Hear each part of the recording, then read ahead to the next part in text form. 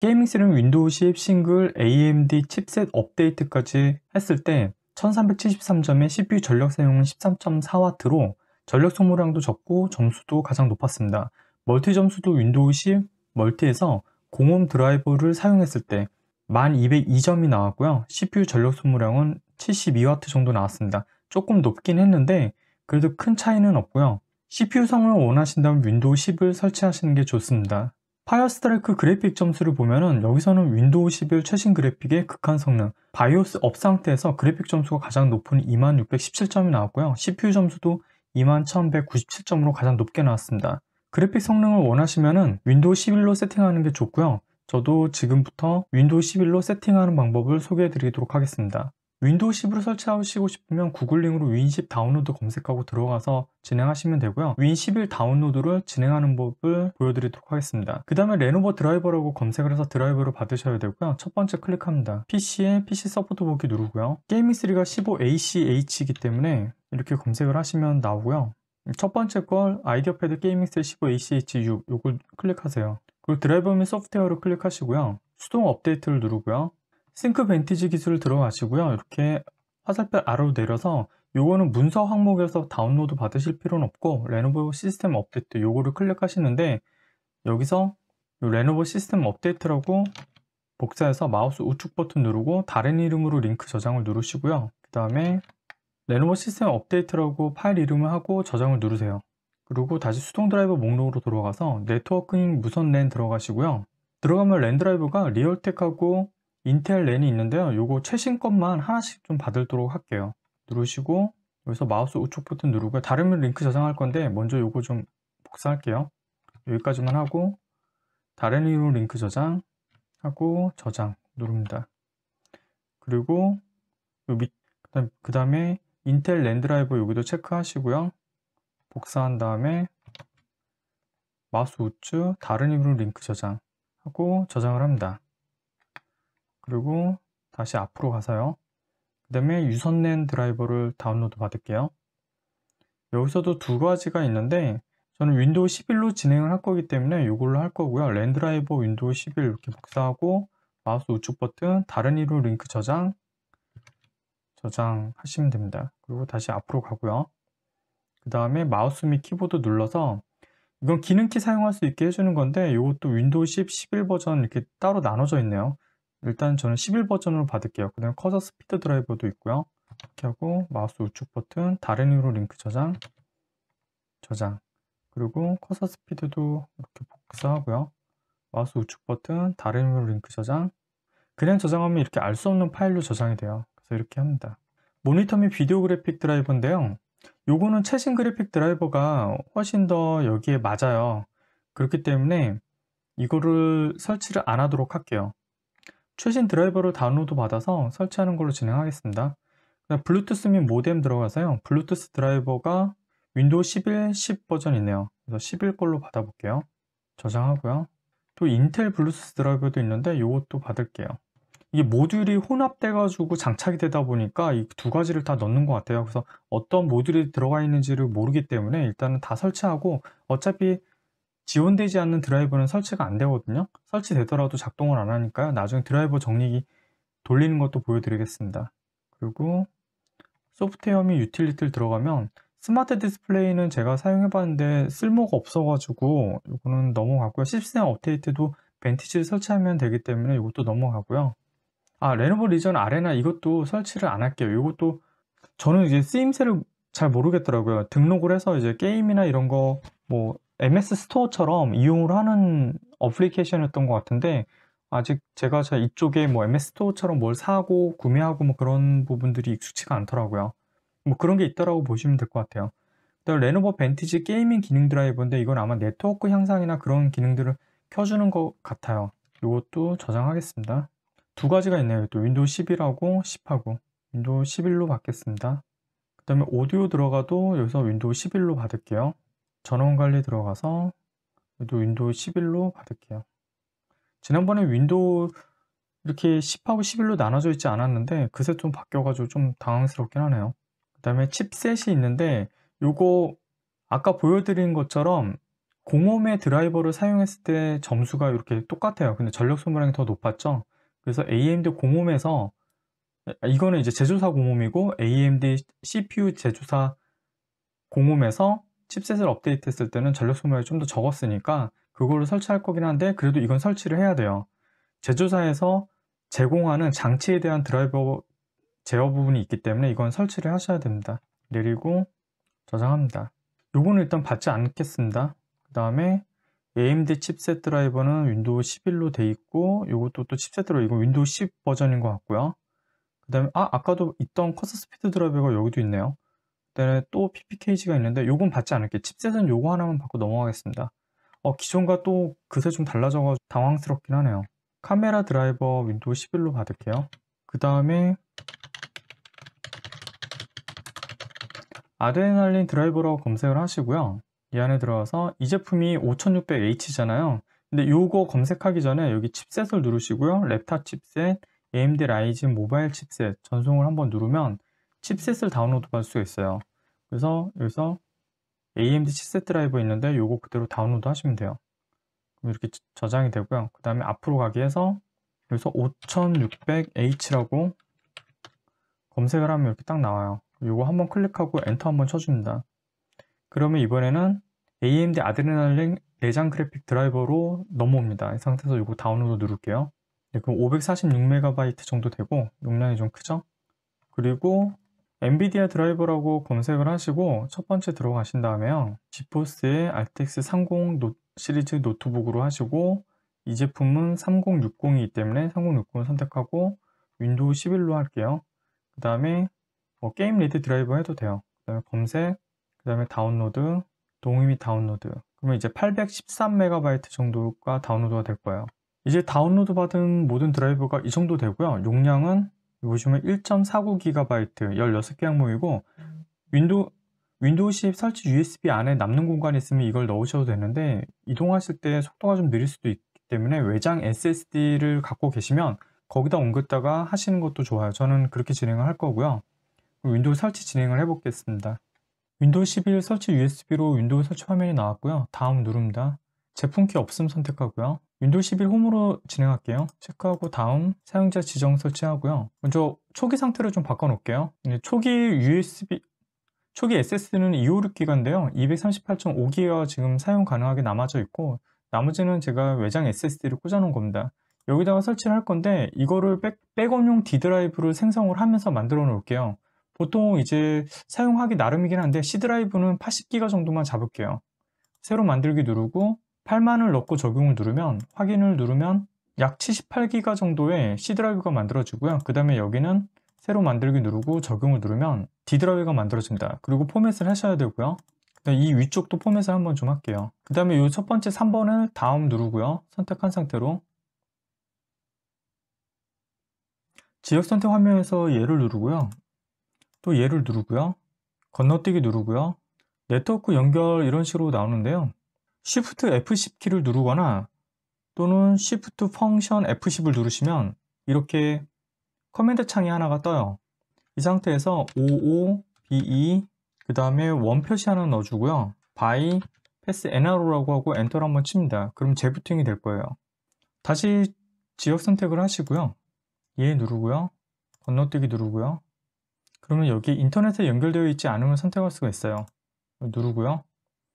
그 다음에 제한된 설치로 계속 누르고요. 게이밍3나 뭐 이런 이름을 넣어주시면 됩니다. 그냥 저는 암호로 안 만들게요. 아니오의 수락, 아니오의 수락, 필수 요소만 수락, 아니오 수락, 아니오 수락, 아니오 수락. 설치 화면이 떴고요. 이제 드라이버 설치를 진행해 보겠습니다. C와 D 드라이브 나눠진 게 보이고요. 아까 다운로드 받은 파일이 이거거든요. 이거 복사해 가지고 D 드라이브로 붙여넣기 하겠습니다. 드라이브 설치는 이 크기를 누르셔가지고요. 가장 용량이 적은 것부터 쭉 내려가면서 설치를 진행할게요. 요거는 제가 생략을 할 테니까요. 하나씩 하시면 됩니다. 설치는 배속을 제가 최대한 빠르게 해서 남겨놓을 테니까 배속을 유튜브 설정에서 배속을 느리게 하시면 볼 수도 있습니다.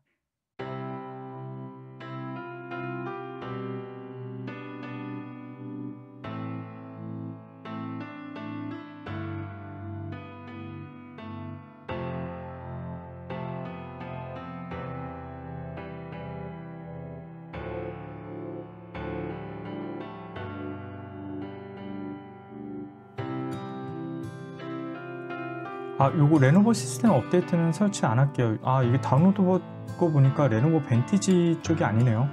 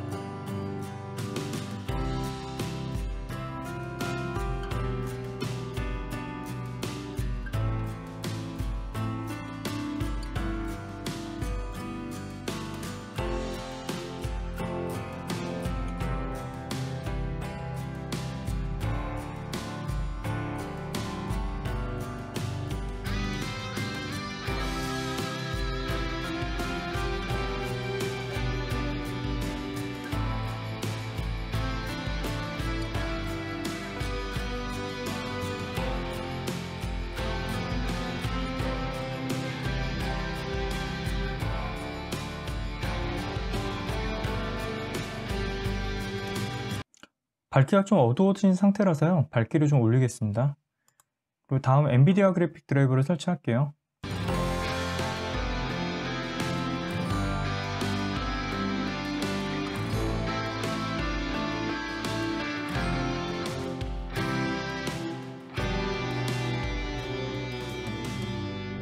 저는 지포스 익스피리언스는 설치 안 하고요. 이것만 설치하도록 할게요. 익스피리언스를 이용하게 되면은 선명화나 필터 기능들을 게임에서 사용할 수가 있는데 저는 이게 세팅이 잘못되는 걸로 인해서 프레임 저하를 겪은 적이 있거든요.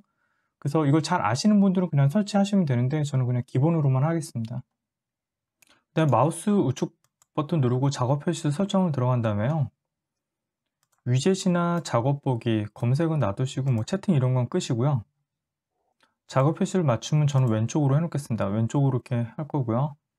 이제 몇 번 재부팅하면 이렇게 장치 관리자의 느낌표 표시 없이 모든 장치가 설치된 걸 확인할 수 있고요. 그 다음에 이 아드레날린 설치한 거 이걸 더블 클릭해서 실행을 하시고요. 빠른 설정 누르고요. 게임 누르고 계속, 그리고 여기 설정 누르고요. 시스템에서 업데이트 확인 체크 해제하고요. 그다음에 문제 감지도 해제하고 그래픽은 게임으로 그냥 놔두시고요.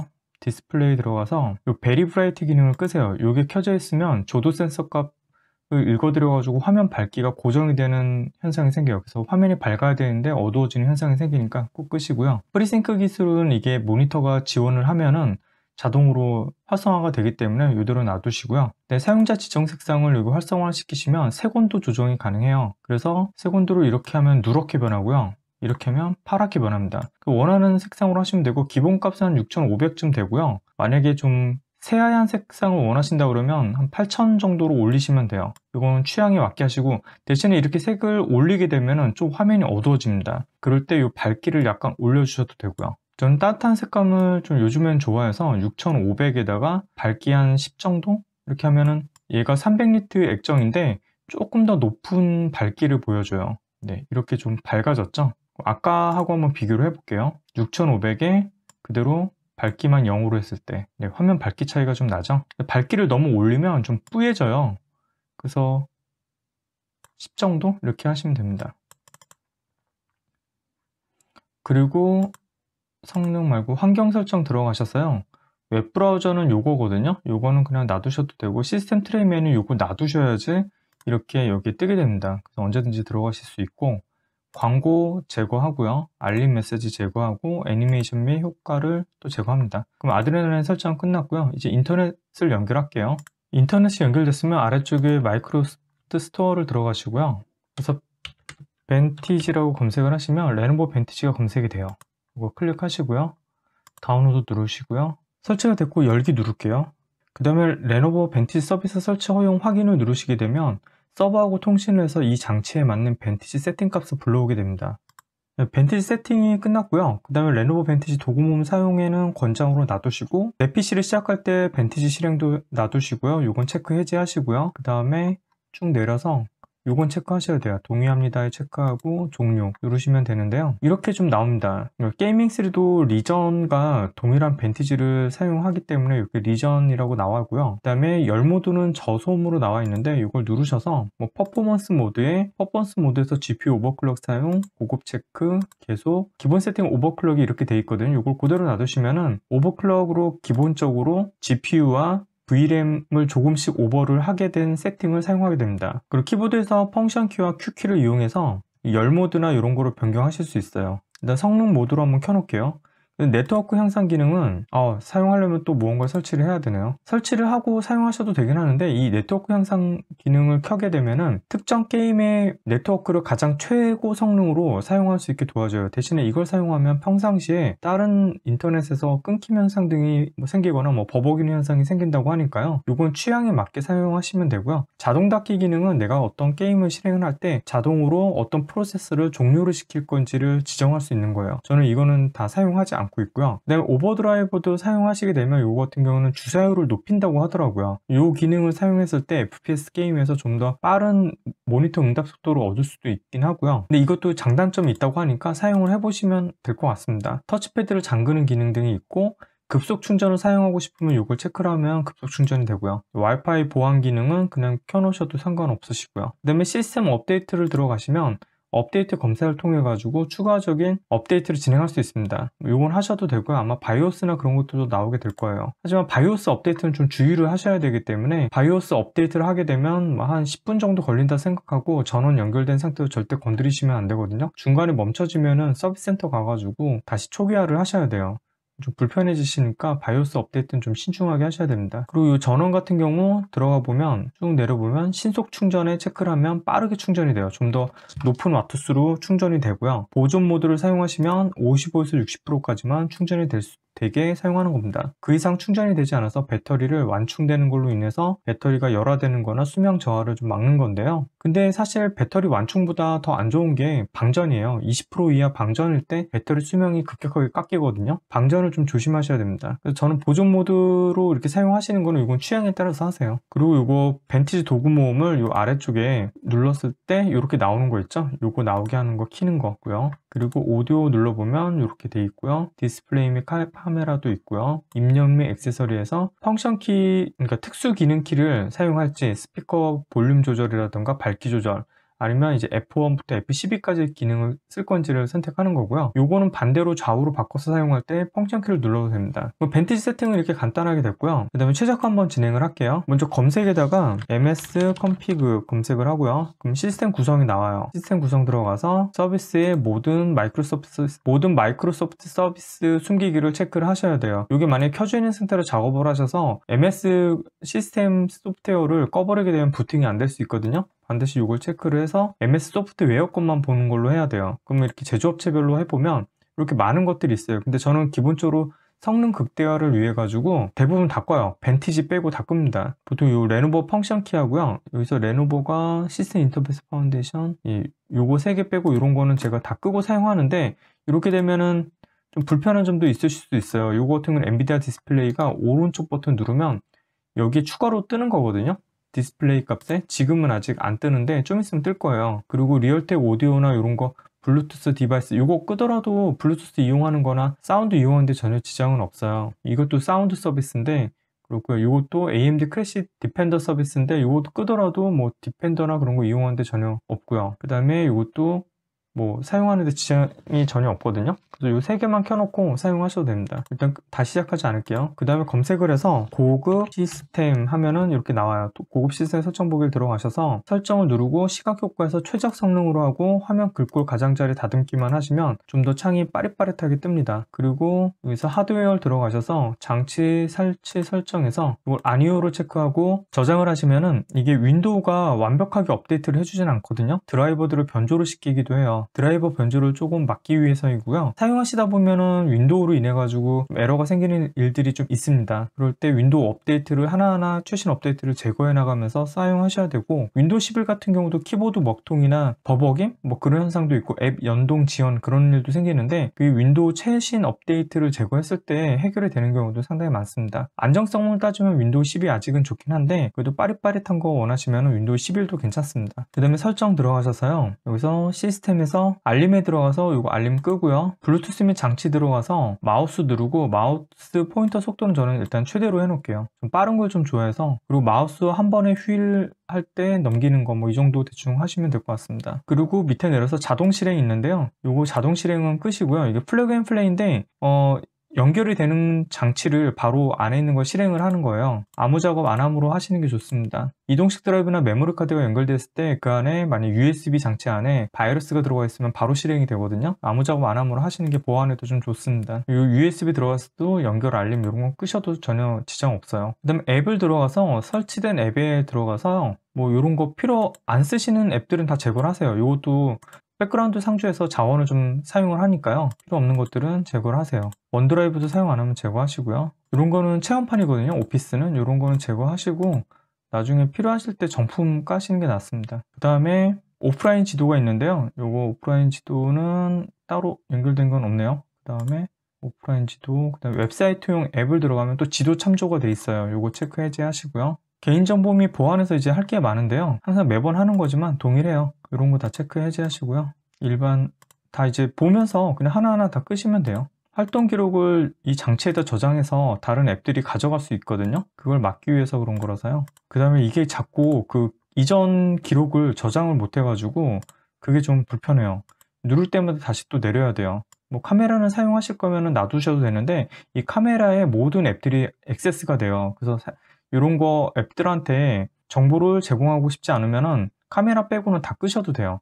이런 거, 이런 거, 이런 거 다 안 두셔도 됩니다. 근데 이거 벤티지 같은 경우 꺼버리면 벤티지에서 카메라 세팅을 못 해요. 그래서 이건 켜놓으셔야 될 것 같고, 근데 벤티지도 필요 없다 그러면 이거 끄시면 돼요. 이렇게 마이크에 대한 정보도 다 많이 가져가요. 그래서 콘타나에서 가져가지 못하게 뭐 이 정도는 해도 되겠죠.